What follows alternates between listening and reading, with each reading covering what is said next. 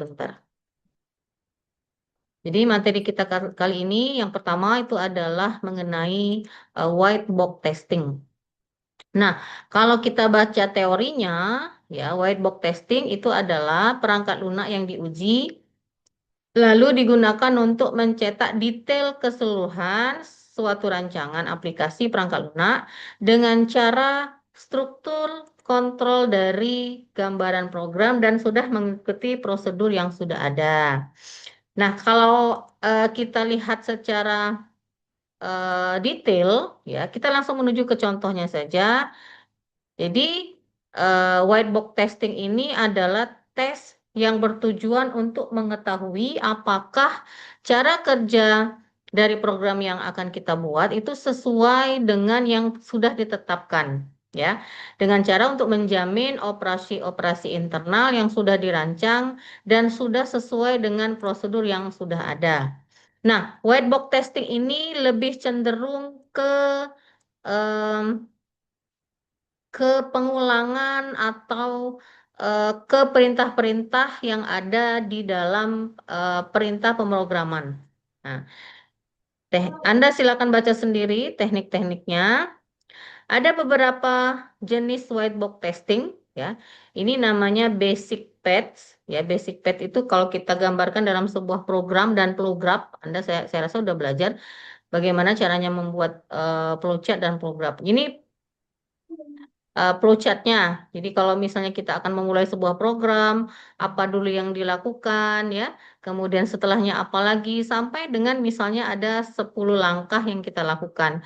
Apakah ada simbol keputusan, apakah ada simbol proses, apakah ada simbol-simbol yang lain di dalam penggunaan flowchart.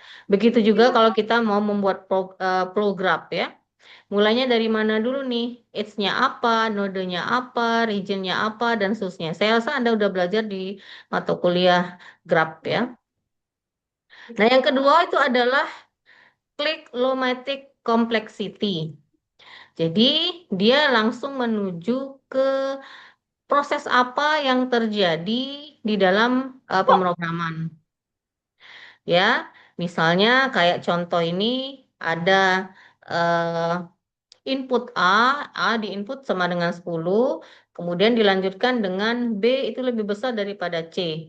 Jika B lebih besar daripada C, artinya benar atau yes, maka akan melakukan proses A sama dengan B. Berarti B-nya sama dengan berapa? 10. Begitu juga dengan ini, kalau dia B-nya tidak lebih besar daripada C, maka ada pemrosesan di mana A sama dengan C.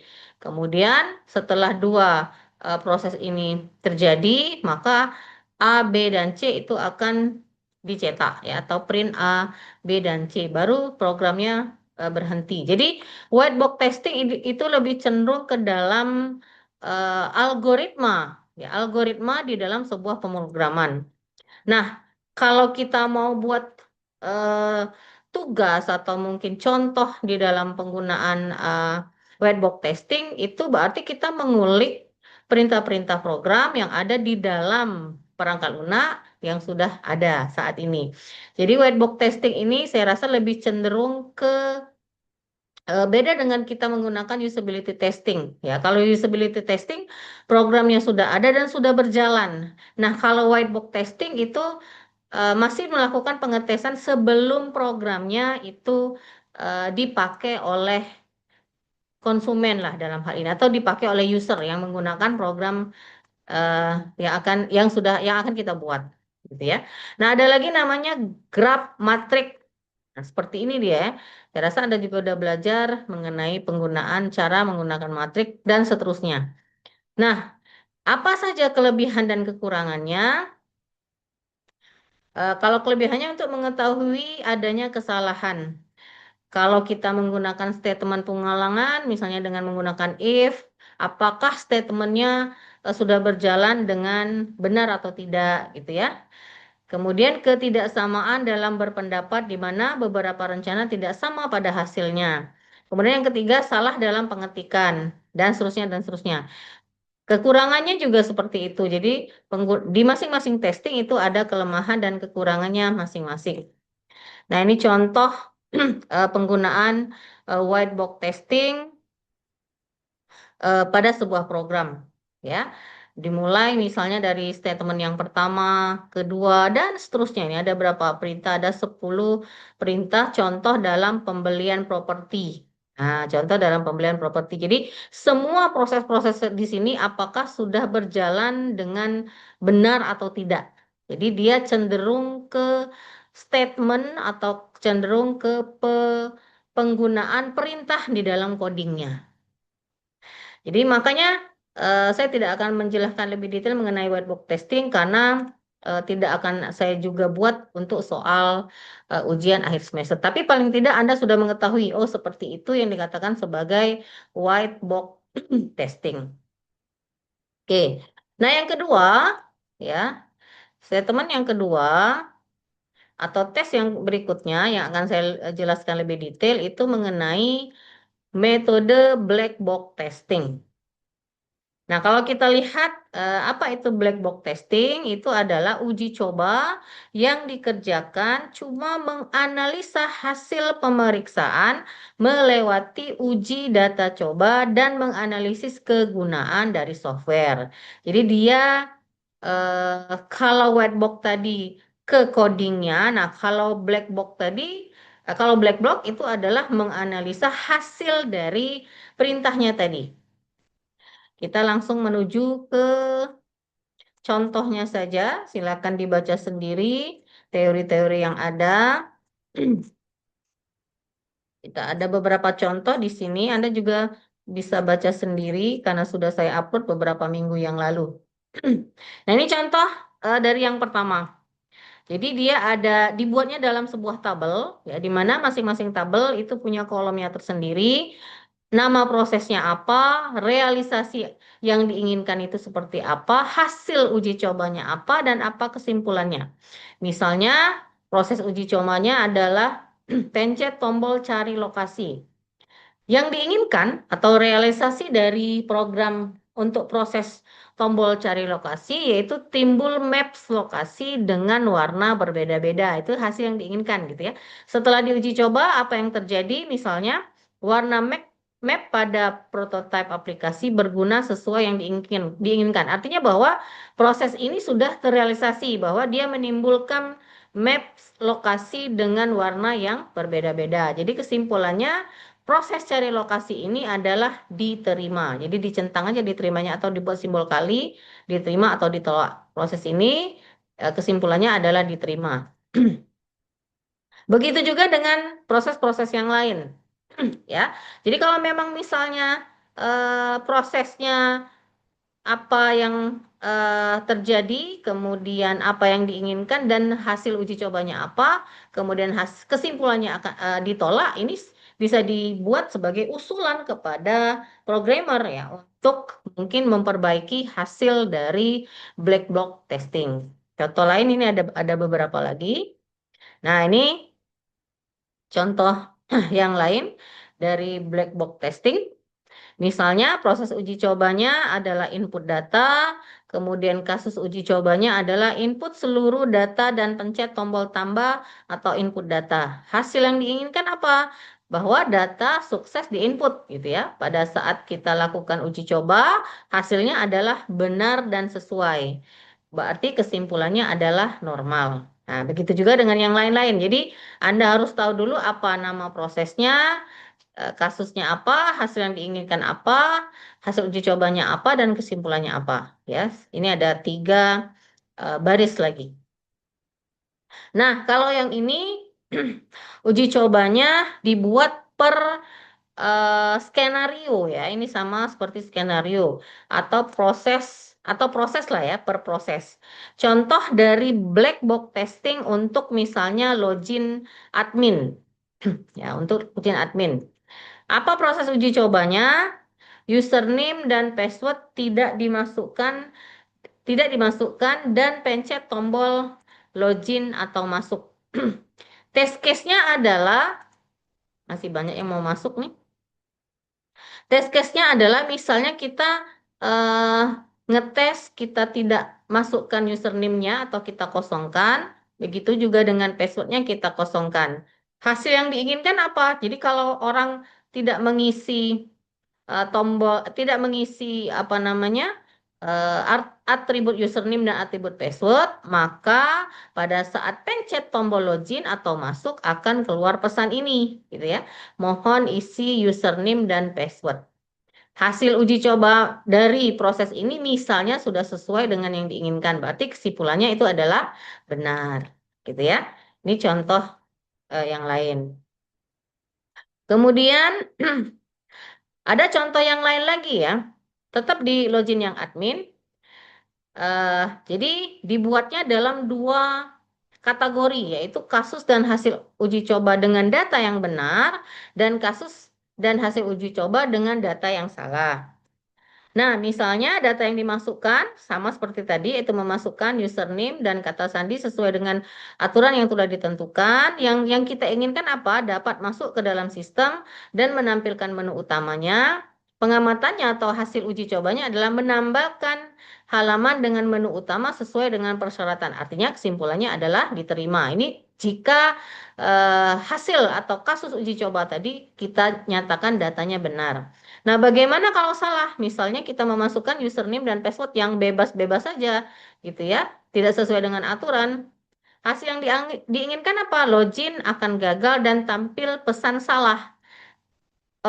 Ininya apa namanya pengamatannya login gagal dan tampil pesan salah sesuai dengan ketentuan. Artinya kesimpulannya bahwa jika yang diinputkan username dan passwordnya salah atau bebas gitu, maka akan tampil seperti ini. Berarti kesimpulannya adalah diterima, ya. Nah, begitu juga dengan contoh yang lain. Contoh yang ketiga. Misal, dibuatnya dia seperti ini. Jadi ada nomornya, ada skenario pengujiannya, kemudian hasil yang diharapkan apa, kesimpulannya apa. Misalnya ini untuk tambah data, ya. Jadi data yang diinput tidak lengkap, lalu klik simpan. Jadi pada saat dia mau menampilkan datanya, eh, data yang diinput itu tidak lengkap, tetapi langsung klik simpan. Eh, Di screenshot tampilan programnya. Nah, di screenshot tampilan programnya seperti ini. Ya, test case-nya di screenshot. Kemudian hasil yang diharapkan apa? Yang diinginkan itu apa? Sistem tidak akan melakukan proses simpan pada saat kolom tidak terisi semua dan akan tampil pesan data belum lengkap. Nah, jadi pada saat tambah data, kemudian data yang diinginkan, yang diinputkan itu tidak lengkap, misalnya ada 10 atribut gitu ya. Ini ada berapa? 1, 2, 3, 4, 5. Dan ada 5 atribut, tetapi dari 5 atribut ini seharusnya diisi semua. Nah, oleh user ini ada beberapa yang tidak diisi. Nah, maka akan tampil pesan pada saat dia melakukan klik simpan, maka akan tampil pesan data belum lengkap. Nah, hasil pengujiannya di screenshot juga. Hasil pengujian atau pesan yang ditampilkan dengan perintah data belum lengkap tadi, maka akan di screenshot taruh di sini. Hasil pengujiannya. Nah, ini menandakan kesimpulannya bahwa proses ini sudah berhasil atau dinyatakan valid. Ya. Nah, saya juga menginginkan nanti pada saat UAS, soal yang akan saya tampilkan itu adalah Anda eh, buat black box testing dari case study-nya nanti akan saya tentukan saja. Soalnya kalau melihat dari apa namanya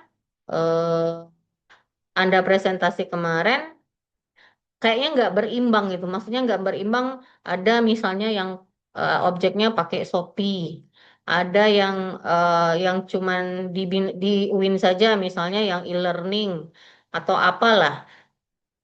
Tentu saja setiap objek punya tampilan yang berbeda-beda.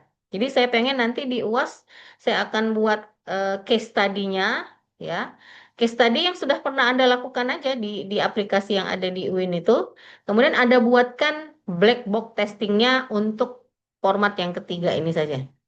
Jadi Anda buat nanti nomornya, skenario-nya apa, hasil yang diharapkan apa, kesimpulannya apa. Ya, jadi semua skenario atau proses atau form ya, form yang ditampilkan itu harus Anda screenshot di kolom skenario pengujian, hasil yang diharapkannya seperti apa, dan kesimpulannya apa. Jadi kalau misalnya tidak jalan programnya, ya buat saja berarti dia tidak valid. Nah, ini hanya contoh saja. Jadi silakan nanti dipahami untuk tabel 11.6 ini karena menurut saya yang 11.6 lebih lebih lengkap ya karena ada screenshot dari tampilan programnya. Programnya atau aplikasinya nanti saya tentukan kemudian. Yang Anda perlu persiapkan itu adalah bawa laptopnya masing-masing di eh, minggu depan berarti ya Senin depan kita akan lakukan pengujian atau kita akan lakukan ujian akhir semester. Saya rasa cukup paling lama 2 jam saja gitu ya, 2 jam nggak mungkin lebih dari itu karena gampang. Jadi semua proses yang ada dari aplikasi yang nanti saya buat sebagai soal kamu tampilkan. Misalnya nih disimak gitu.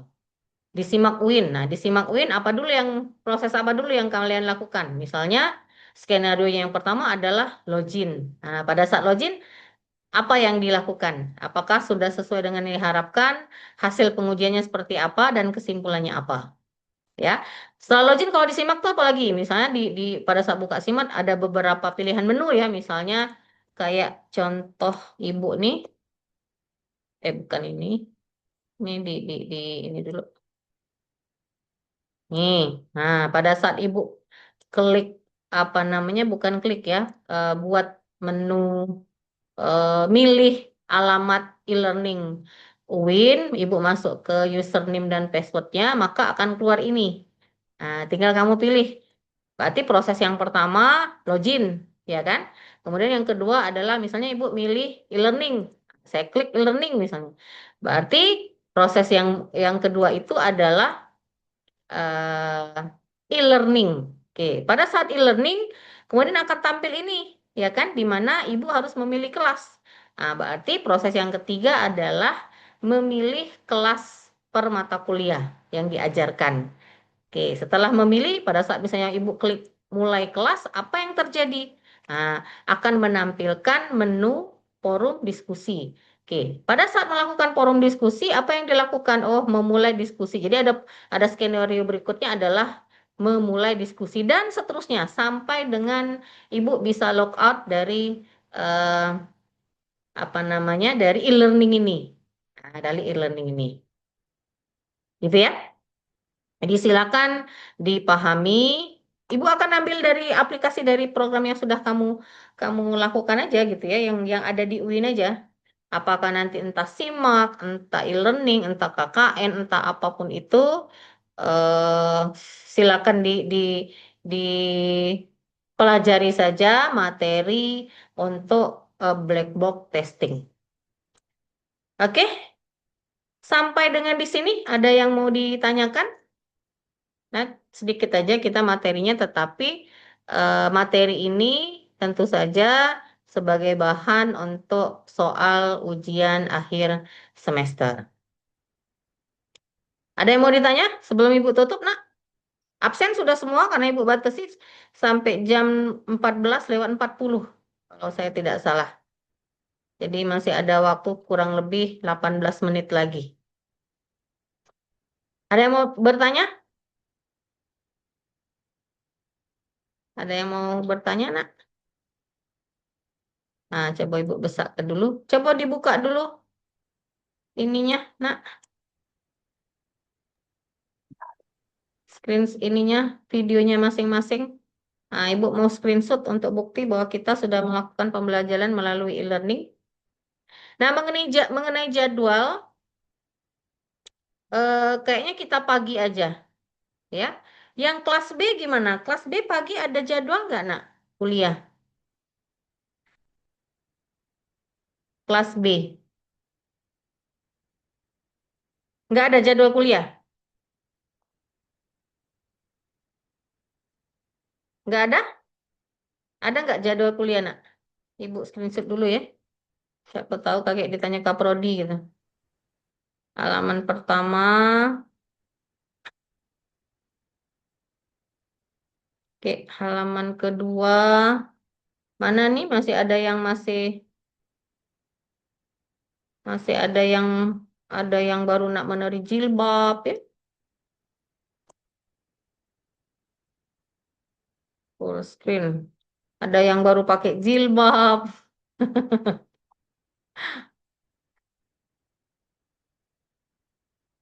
Ada yang mungkin masih dasteran. Ibu screenshot dulu. Disimpan dulu di sini. Oke, yang kelas B pagi kosong ya? Ya, maksud Ibu yang kelas A untuk minggu depan kita masuk jam 8 sampai dengan saya rasa 1,5 jam, 2 jam cukup ya. Kemudian yang kelas B, begitu juga dengan kelas B. Kelas B siap-siap aja jam setengah 10 sudah ada di eh, kampus ya, sudah ada di ruangan kita, di depan ruangan kita. Jadi kalau kelas A itu sudah selesai, kita langsung masuk. Jadi nggak terlalu banyak waktu kita pakai waktunya. Nggak usah lama-lama. Saya cari aplikasi yang singkat-singkat aja. Kemudian Anda buatkan black box testingnya untuk yang format yang ketiga tadi ya, yang ini tadi nak ya, yang ini ya. Nah, nah yang di tabel 11.6. Coba screenshot dulu biar biar eh, nggak salah. Oke, ada yang mau bertanya sampai dengan saat ini mengenai penjelasan tentang black box khususnya ya, tentang black box testing. Ini masih ada juga yang baru muncul ya, yang baru masuk. Ada yang ingin ditanyakan, Nak, sampai dengan saat ini? Cukup? Ngerti? Paham? Paham? Mana suaranya? Paham, Bu. Paham, Paham Bu. ya? Oke, good. Bagus. Cukup, Bu, kata si Zul ya. Oke, cukup. Saya rasa cukup. eh Pertemuan kita kali ini, nanti kita ketemu lagi minggu depan di tanggal 8 ya. Sesuai dengan jadwalnya, untuk kelas A kita siap-siap masuk jam 8, kemudian kelas B juga siap-siap 9.30 sudah ada di kampus atau di ruangan lah, di depan ruangan lah, nunggu yang A dulu keluar. Saya rasa cukup, Ibu akhiri. Selamat belajar karena minggu depan Anda semua mata kuliah semua UAS semua, EAS ya kalau di ini namanya evaluasi ujian semester. Oke, saya rasa cukup. Saya akhiri. Wabillahi taufik wal hidayah. Wassalamualaikum warahmatullahi wabarakatuh. Waalaikumsalam. Waalaikumsalam Waalaikumsalam warahmatullahi warahmatullahi Warahmatullahi wabarakatuh, Bu. wabarakatuh. Oke, Ibu tutup ya.